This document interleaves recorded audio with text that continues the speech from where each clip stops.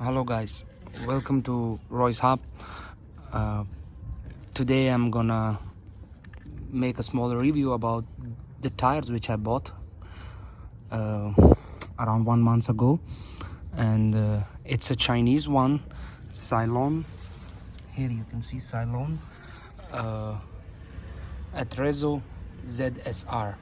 It's a 18-inch wheels, and I'm so much happy that I have saved a lot of money on this, because previously I was using Hankook, and now I bought this. I took a risk, but it worth money. It's you can say like 60% less cheaper than to buy a branded one, Hankook, Michelin, or any other brand. Must try this wheel. You will be happy. It worth money.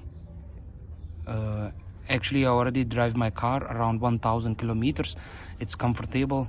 It's not slippery on wet. This pattern of tire is like Yokohama, so it worth trying. Must try.